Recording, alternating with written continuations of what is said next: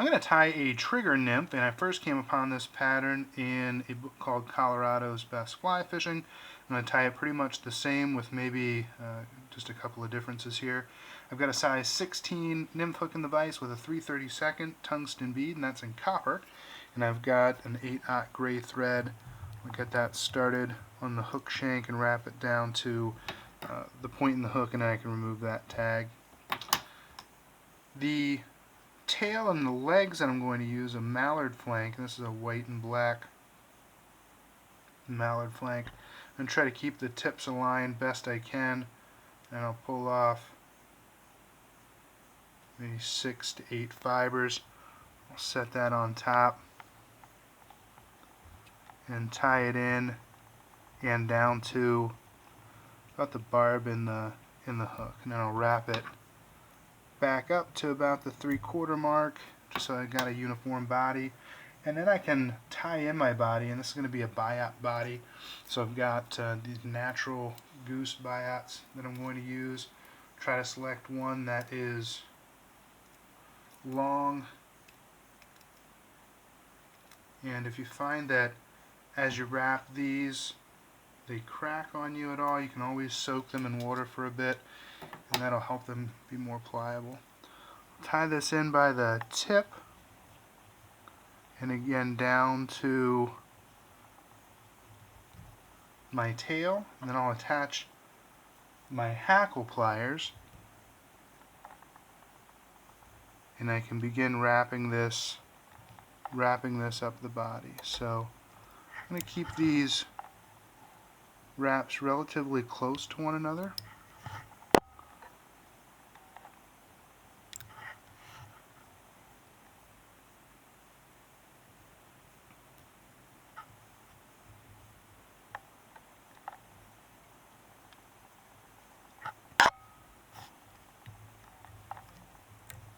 And then I'll tie it off.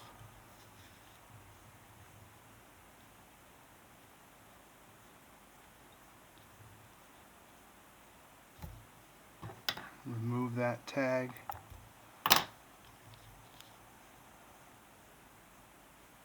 And now the trigger part, in the book they use an olive ice dub, and you can put in a dubbing loop and then fold it over. When you get down to some of the smaller sizes, that can be an arduous task. So what I'm going to use is a midge diamond braid, and this is in a peacock.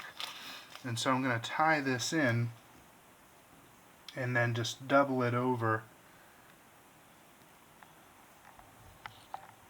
in place of that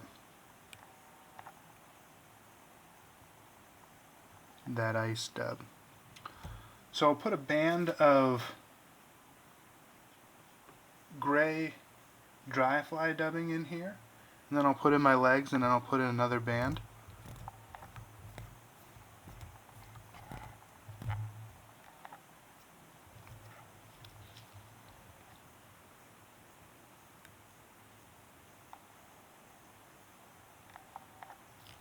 So a thin band in front. Now I can add in my legs.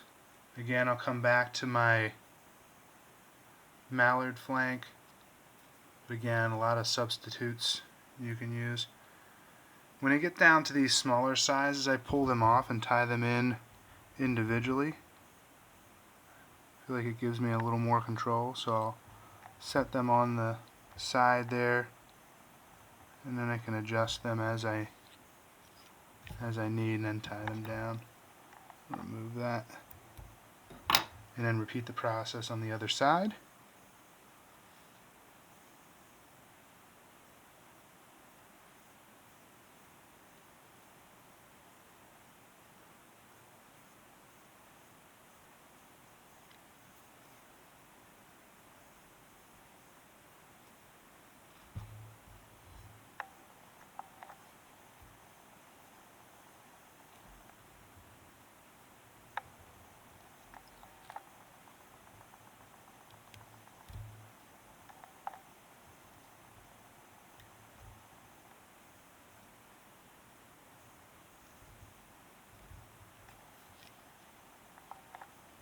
And then I can trim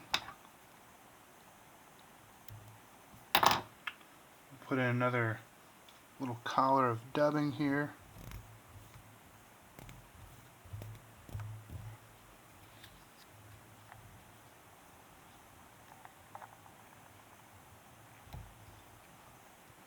I can fold this over, and I won't pull it tight. I'll leave a little bubble in there. Take a couple wraps underneath and remove, and I'll put just enough dubbing on here to cover my tracks,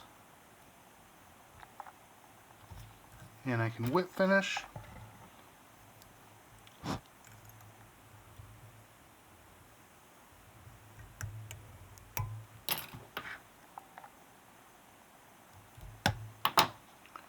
And trim, play with the legs a little bit, and that is again a nice little pattern, slight variation to the trigger nymph.